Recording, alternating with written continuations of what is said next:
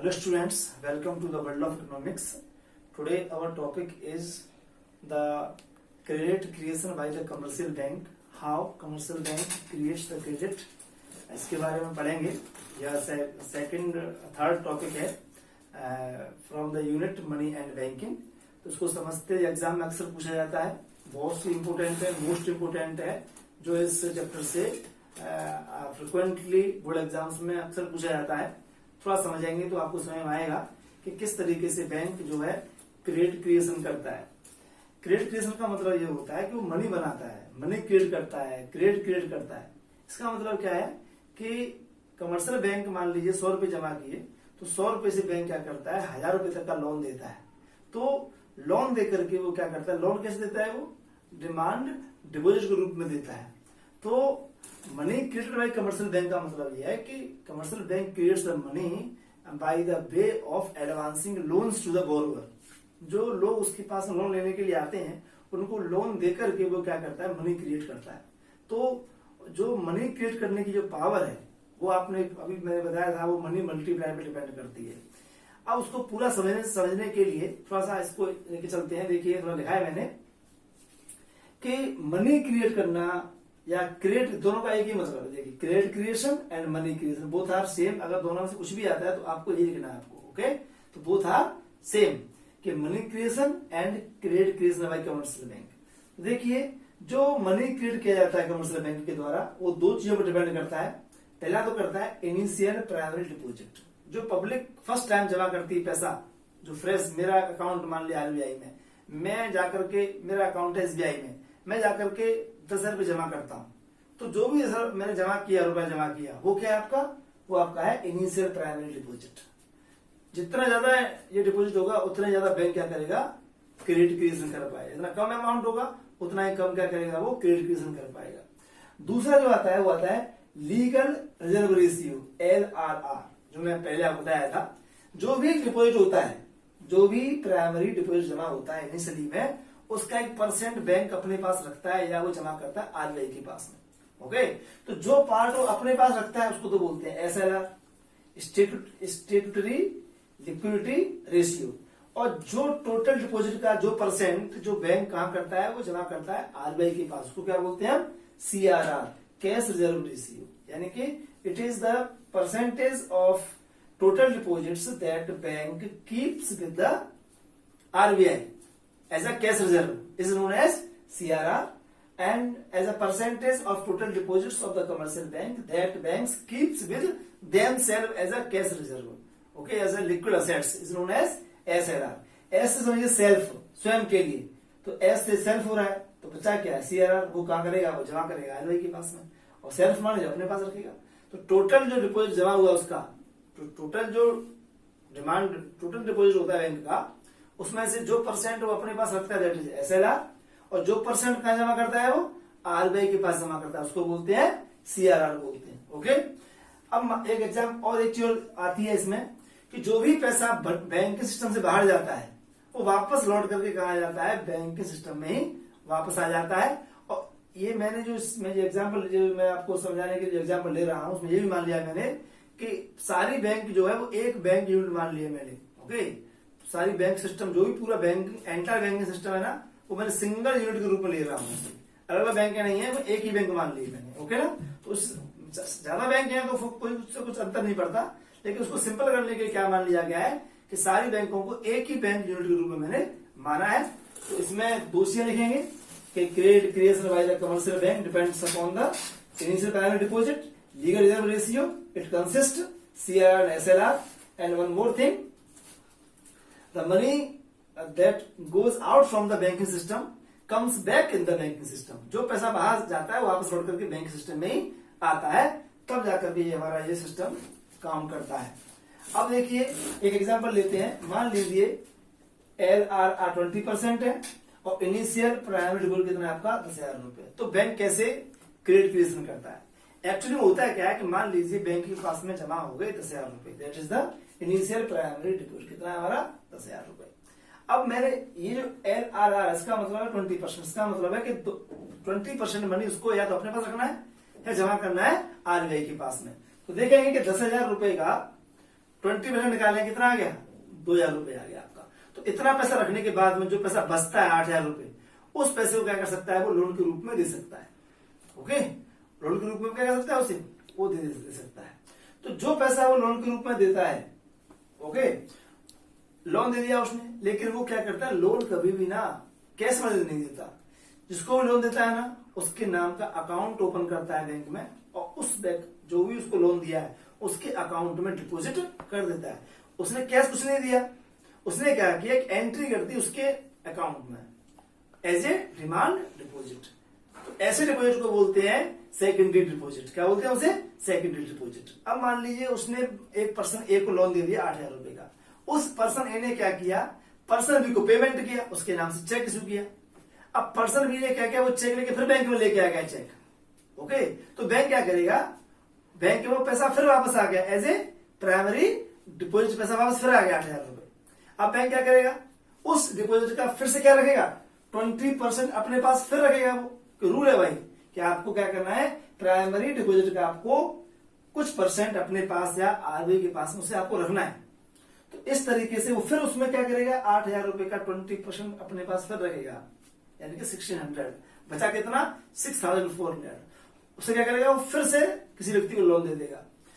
जिस व्यक्ति को लोन दिया उसने भी एक और पर्सन को उसने क्या किया? पेमेंट किया, उसे चेक इशू कर दिया। उस पर्सन ने फिर चेक लाके वापस जमा कर दिया, बैंक में जमा कर दिया। फिर जब बैंक में पैसा लौट के आया, फिर क्या बन गया? वो फिर बन गया वो प्राइमरी डिपॉजिट हो गया। फिर उसका 1% बैंक ने अपने पास रखा, बाकी पैसा फिर उसने दे दिया। ये प्रोसेस चलता रहता है, ये तब तक चलता रहता है जब तक कि वो क्या नहीं होता कि जो टोटल जो LRR का टोटल है वो जो है इनिशियल प्राइमरी डिपॉजिट इक्वल नहीं हो जाता। जैसे इक्वल होगा वैसे क्या होगा? अब बैंक के पास देने के लिए कुछ भी नहीं है, वहीं पर क्या होगा? ये प्रोसेस स्टॉप हो जाएगा।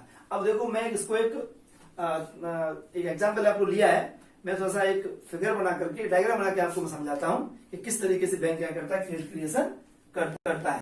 देखिए, ये आपको देखिए, मैंने ये डायग्राम बनाया है। माना कि LRR कितना है? 20%, और इनिशियल प्राइमरी डिपॉजिट कितना है? 10,000 रुपीज। ओके, जो फर्स्ट टाइम लोग बैंक में जो जमा करते हैं पैसा, उसको बोलते हैं इनिशियल प्राइमरी डिपॉजिट। जो फ्रेश जो डिपॉजिट होता है बैंक में, उसे क्या बोलते हैं? Initial primary deposit. तो देखिए, फर्स्ट राउंड देखिए, मान लीजिए बैंक में 10,000 रुपए कितना आया? प्राइमरी डिपॉजिट आया। LRR कितना है आपका? 20% है, तो इसका 20% निकालेंगे 10,000 रुपीज का, कितना आ गया? 2,000 रुपीज आ गया। अब इतना पैसा अपने पास रखेगा। इतना पैसा डिडक्ट करने के बाद में जो पैसा बचता है उसको क्या करेगा? वो एज ए लोन के रूप में वो किसी पर्सन को क्या कर देगा? वो लोन ऑफर कर देगा। Okay, lending the loan to the person. तो कितना रुपए का लोन दे पाएगा वो? 10,000 रुपए जमा हुए, 2,000 रुपए उसने अपने पास रख लिए एज ए LRR। बचा कितना? 8,000 rupees. And these 8,000 rupees are given as a loan to other person. तो दूसरे व्यक्ति को लोन दिया गया, तो उसको लोन दिया नहीं है वास्तव में कैसे नहीं दिया? उसके नाम एक अकाउंट ओपन कर लिया, उसमें 8,000 रुपए डिपॉजिट कर दिए। तो ऐसे डिपॉजिट को बोलते हैं सेकेंडरी डिपॉजिट। कितना गया वो? Secondary deposit. जिस व्यक्ति को 8,000 रुपए का पैसा मिला, उसने उसका पेमेंट किसी और व्यक्ति को कर दिया। किसी और व्यक्ति को उसने पेमेंट किया, तो उस पर्सन ने क्या किया? वो पैसे वापस कहां जमा कर दिए? बैंक में जमा कर दिया एज ए प्राइमरी डिपॉजिट। तो फिर कितना आएगा? फिर वापस बैंक के सिस्टम में पैसा आ गया 8,000 रुपए का। इसका फिर क्या किया? फिर उसने 20% क्या किया? डिडक्ट कर दिया। ओके, तो 20% निकालेंगे 8,000 रुपीज का, तो आएगा 1,600 रुपीज। इसको माइनस कर देंगे, कितना आएगा? 6,400 रुपीज। वापस से 6,400 रुपीज का उसने लोन दिया, तो लोन कैश में नहीं दिया, उसके नाम अकाउंट ओपन किया, उसमें क्या किया? 6,400 रुपए का उसने डिपॉजिट कर दिए। जब उसने डिपॉजिट किए तो उसने फिर अगले किसी और पर्सन को क्या किया? लोन दिया। ओके, जब वो लोन उसको पेमेंट किया, जब पेमेंट किया तो जिस व्यक्ति को पेमेंट मिला चेक के रूप में, उसने क्या किया? चेक फिर जमा कर दिया बैंक में। तो वो पैसा जो है बैंक में फिर से वापस आ गया 6,400 रुपीज। बैंक ने इसका फिर 20% अपने पास रखा, तो कितना 20% आएगा इसका?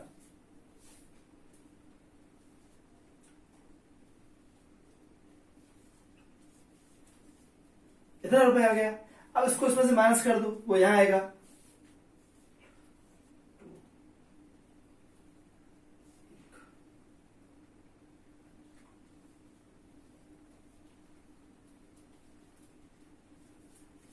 ओके।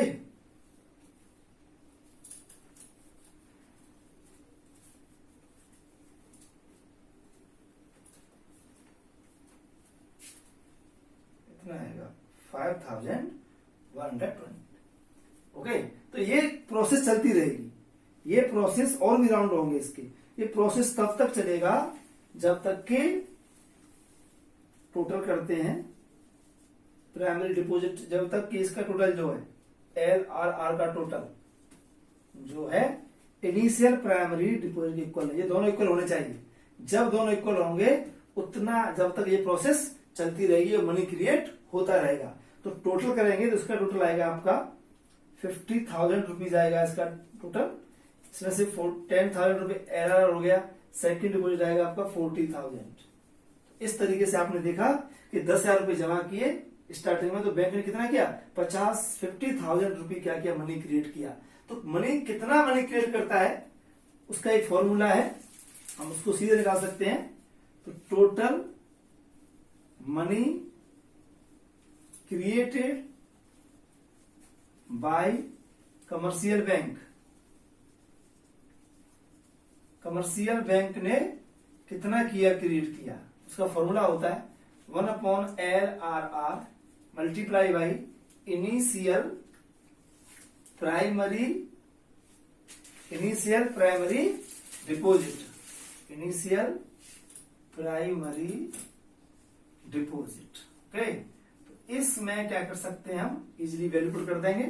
तो 1/20% इंटू 10,000 रुपीज, ये परसेंट आएगा, हटेगा, ऊपर आएगा 100, तो आ गया आपका 100/20 इंटू 10,000 रुपीज, तो सीधा आ गया आपका 50,000 रुपीज। तो आपने देखा कि किस तरीके से बैंक ने क्या किया, मनी क्रिएट किया। याद रखो, मनी क्रिएट इसको क्या बोलते हैं, इसको बोलते हैं मनी मल्टीप्लायर। ओके, ये भी कर सकते हैं, this process continue until money multiplier stops working. तो याद रखो, आपने एक चीज आपने देखी होगी कि LRR की वैल्यू पर डिपेंड करता है क्रेडिट क्रिएशन। अगर LRR की वैल्यू ज्यादा होगा तो उसे अपने पास ज्यादा मनी रखना पड़ेगा, तो क्रेडिट क्रिएशन कम हो पाएगा। ओके, और जितना कम होगा LRR उतना ही क्रेडिट क्रिएशन ज्यादा होगा। क्यों? क्योंकि LRR और मनी मल्टीप्लायर के बीच में क्या होता है, रेसिप्रोकल रिलेशनशिप रहता है। जितना ज्यादा मनी मल्टीप्लायर होगा उतना ज्यादा क्रेडिट क्रिएशन होगा, जितना कम मनी मल्टीप्लायर होगा उतना कम क्रेडिट क्रिएशन होगा। और मनी मल्टीप्लायर की वैल्यू डिपेंड करती है LRR पर। तो जितना ज्यादा LRR होगा उतना ही कम मनी मल्टीप्लायर होगा और उतना ही कम क्रेडिट क्रिएशन होगा। तो क्रेडिट क्रिएशन और LRR के बीच में नेगेटिव रिलेशनशिप रहता है।